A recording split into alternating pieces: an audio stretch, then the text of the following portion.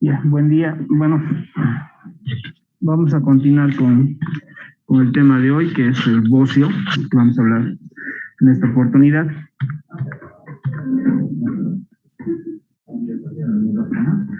Bien, por definición, bocio se entiende como el aumento de la glándula tiroidea. Bien,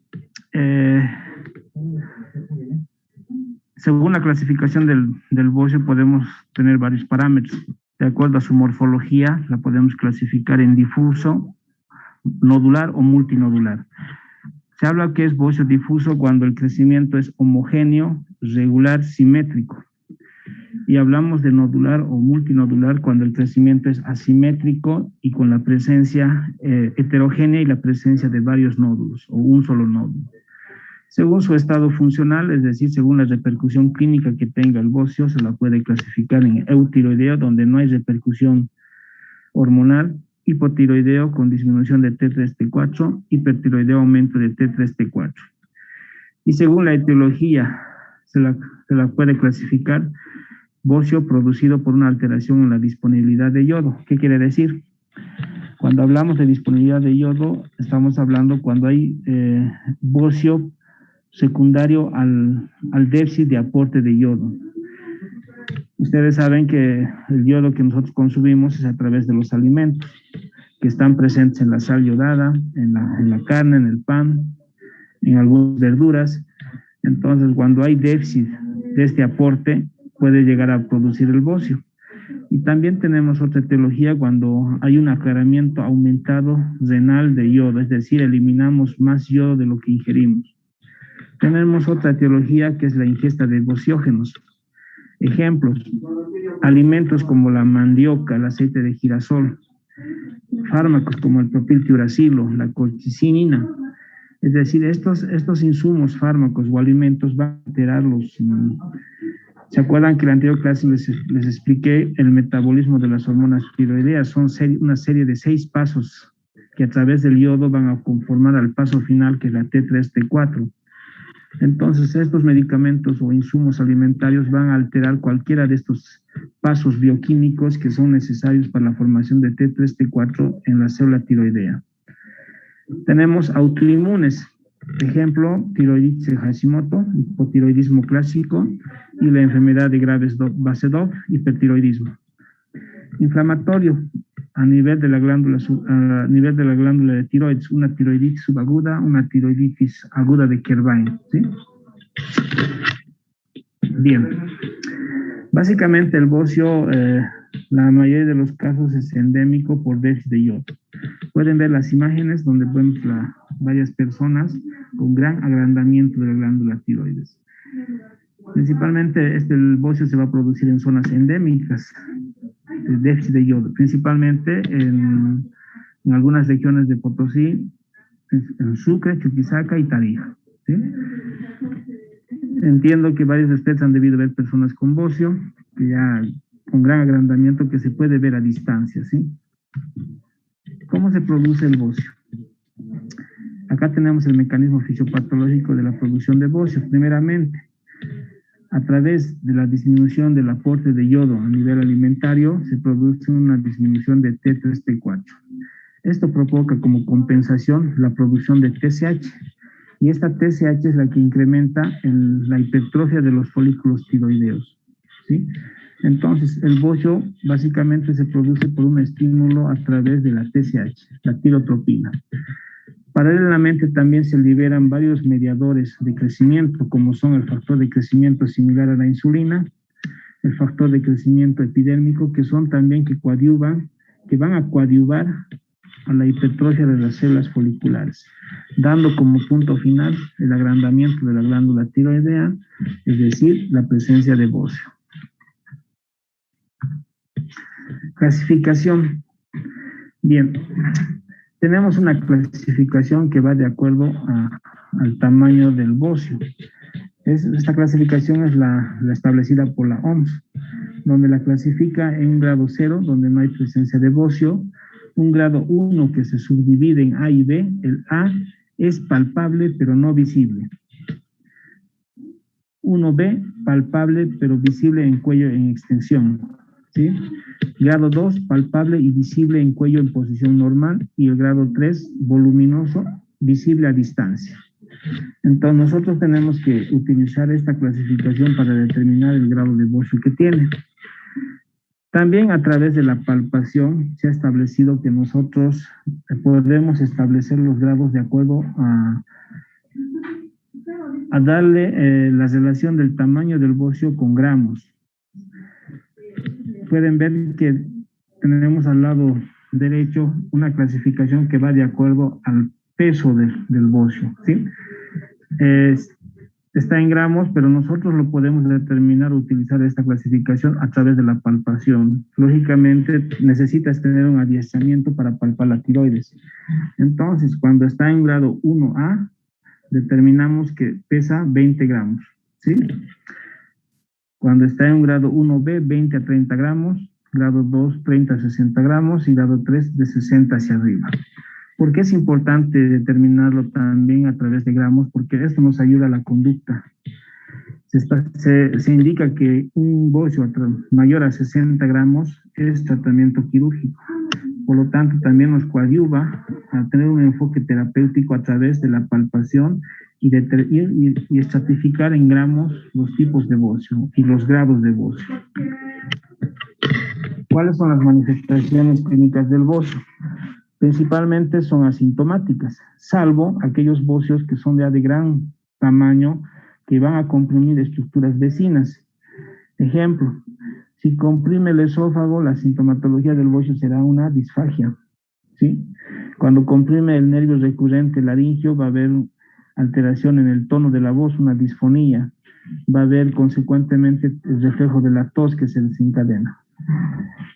Principalmente el bocio es asintomático, salvo en aquellos pacientes que tienen un bocio grande, voluminoso, que comprime órganos vecinos, que así, paralelamente, así se podrán producir los síntomas de acuerdo al órgano afectado. Bien, ¿qué nos interesa hacer el análisis ante un paciente con bocio? Siempre les he reiterado que la valoración de un paciente endocrinológico parte de la anamnesis. Posteriormente haces la inspección mediante la semiología médica que nosotros utilizamos. Posteriormente se hace la cuantificación hormonal si requiere, y posteriormente, por la conclusión, exámenes de gabinete. Lo mismo ocurre en el bocio. En la anamnesis que tenemos que hacer, investigar en este tipo de pacientes, nos interesa investigar si ha habido ingesta de medicamentos o alimentos que puedan alterar el metabolismo del yodo. Reitero, alimentos como la mandioca, aceite de girasol, la nuez, medicamentos como el propiltiuracilo, que se utiliza para hipertiroidismo, la colchicina, que se utiliza para la gota, antecedentes heredofamiliares que tengan en la familia de patología tiroidea, antecedentes que el paciente haya recibido irradiación, quimioterapia en la cabeza o cuello, ¿ok? Y lógicamente las referencias de síntomas por compresión de órganos vecinos. Posteriormente pasamos a la semiología básica que se tiene que hacer en el paciente con bocio, es decir, la palpación de la glándula tiroidea. ¿Qué nos interesa hacer en la palpación? ¿Qué nos interesa valorar en un paciente donde realizamos la palpación? Nos interesa valorar el tamaño de la glándula, los bordes, la consistencia, la presencia de nódulos, ¿sí? Nos interesa valorar también la sensibilidad. Nos interesa valorar a través de la palpación la presencia de ganglios linfáticos infartados alrededor de la glándula. Un ejemplo clásico, lógicamente la palpación requiere un adiestramiento, ¿no? Un adiestramiento para determinar algunas características y diferenciarlas, principalmente del cáncer de tiroides. En el cáncer de tiroides, por ejemplo, la consistencia es pétrea, dura, mientras que en el bocio es blando.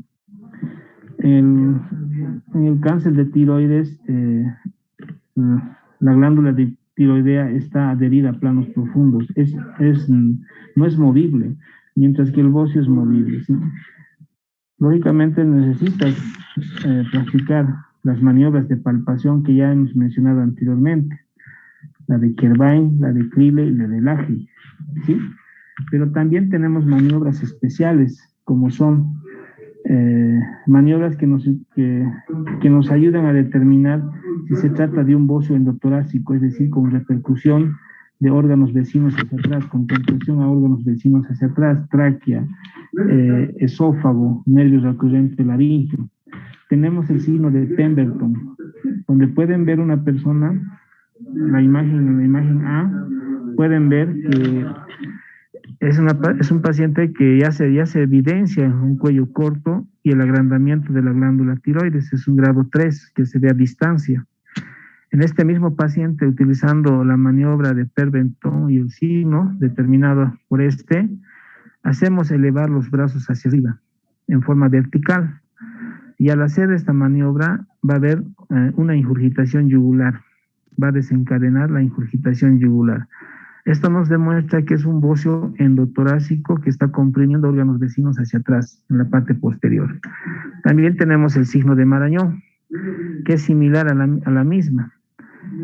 Levantamos los brazos en forma vertical del paciente y le indicamos que lleve la cabeza hacia atrás, que incline la cabeza hacia atrás. Al hacer esta maniobra va a haber ingurgitación yugular, va a producir una plétora facial, es decir, un enrojecimiento de las facies, ¿sí? Va a haber disfonía y el reflejo de la tos. Entonces, a esta sintomatología se le denomina en forma global el signo de Marañón. ¿En qué nos ayuda el signo de Marañón y Pemberton? Reitero, en determinar que el bocio es un bocio endotorácico, que está comprimiendo órganos vecinos. Entonces nos está indicando que el agrandamiento es de gran diámetro, de gran repercusión, y lógicamente ya está afectando a órganos vecinos. Posteriormente a la revisión semiológica pasamos a los exámenes de laboratorio e indicarles que el bocio endémico, normalmente las hormonas tiroideas y los anticuerpos son normales, la mayoría de los casos. Una pequeña porción de bocio se puede desencadenar sintomatología de hipotiroidismo y sintomatología de hipertiroidismo. Y lógicamente la cuantificación plasmática de hormonas tiroideas y de anticuerpos y de TSH será manifestación de hipertiroidismo o hipotiroidismo. Pero la mayoría de los casos con bocio son pacientes eutiroideos donde no hay repercusión hormonal. Bien. El siguiente paso es la ecografía, los exámenes de gabinete, y ya dentro de ellas está la ecografía y la gamografía y la tomografía axial computarizada. La ecografía nos va a demostrar el tamaño real de la glándula tiroidea, la forma, la presencia de nódulos, si es un bocio nodular, multinodular, ¿sí? Posteriormente podemos pasar a la solicitud de la gamografía, donde nos va a demostrar una captación difusa y homogénea. Igualmente nos ayuda la gamografía para ver el estado funcional de la glándula tiroidea a través de la captación del radioisótopo que utilicemos, ¿sí? Y utilizamos otro examen de gabinete como es la tomografía axial computarizada, solo en los casos de bocio endotorácico, ¿sí? Porque en la glándula tiroidea no vamos a poder determinar, no es de mucha ayuda, solamente en aquellos bocios grandes donde hay compresión de órganos vecinos. Y de acuerdo a la valoración del bocio, ¿sí? Si determinamos o sospechamos que tiene criterios de que se trate de un cáncer tiroideo, utilizamos la biopsia con aguja fina para hacer un estudio citológico, anatomopatológico para descartar un cáncer de tiroides, salvo paciente que tenga criterios sugerentes de cáncer de tiroides. Pero normalmente el bocio, si no tiene estos criterios, no se realiza este procedimiento. Tratamiento. El tratamiento tiene 4 pilares: conducta expectante, tratamiento supresor, tratamiento con radioterapia o con yodo y tratamiento quirúrgico. ¿Cuándo tenemos la conducta expectante? Cuando se trata de bocios simples, pequeños, menor a 45 gramos. ¿Sí? Anteriormente les expliqué que existe una clasificación en gramos, de acuerdo al peso, y eso va en relación a la palpación que uno haga. Entonces, cuando son bocios pequeños, menor a 45 gramos, sin síntomas compresivos, y que tenga el antecedente de uso de bociógenos, la conducta es expectante. Lógicamente, controles anuales, cada 6 meses anuales del paciente. Tratamiento supresor con el uso de levotiroxina. Su uso depende del criterio médico. De acuerdo a la literatura, se recomienda no evitar el uso de la levotiroxina, pero existen algunos criterios que podrían influir en la decisión de iniciar este tratamiento, como son pacientes que provienen de áreas de déficit de yodo, endemia de yodo, pacientes menores de 50 años, pacientes donde se trata de un bocio cérvico torácico, ¿sí? Pacientes que tienen, donde se valora el aspecto estético, pacientes con un bocio grande, ¿sí? Bien, entonces estos son parámetros donde nos indica que posiblemente podríamos utilizar levotiroxina, pero les reitero, la literatura, los libros, los artículos recomiendan evitar el uso de, salvo una excepción bajo estos criterios. Tratamiento quirúrgico. El tratamiento quirúrgico está indicado cuando el bocio es grande, ¿sí?, difuso, multinodular y de gran tamaño. Cuando es cervicotorácico con manifestaciones compresivas, es decir, compresión del esófago, de la tráquea, del nervio recurrente. Y lógicamente cuando existen criterios sugerentes de cáncer tiroideo. Esas son las indicaciones de tratamiento quirúrgico. Y el yodo radiactivo, quimioterapia, en pacientes que solamente cuando estén contraindicados el acto quirúrgico. La dosis de 100 a 200 milicuries por tejido. Bien. Ahora hablamos de una de las complicaciones del déficit de yodo, que es el creatinismo endémico. Bien, ¿a qué se denomina creatinismo endémico? Aquel síndrome congénito asociado al déficit de yodo, especialmente en lugares de endemia de yodo. Reitero, algunos lugares de Potosí, principalmente Chuquisaca y Tarija. Bien, un comentario a realizar antes de entrar a la parte teórica es indicarles que las hormonas tiroideas intervienen en el crecimiento y desarrollo de las personas, ¿sí? La T3-T4 molecularmente, bioquímicamente, celularmente, interviene en el crecimiento somático óseo, en el crecimiento celular de todas las células de nuestro organismo. Y esto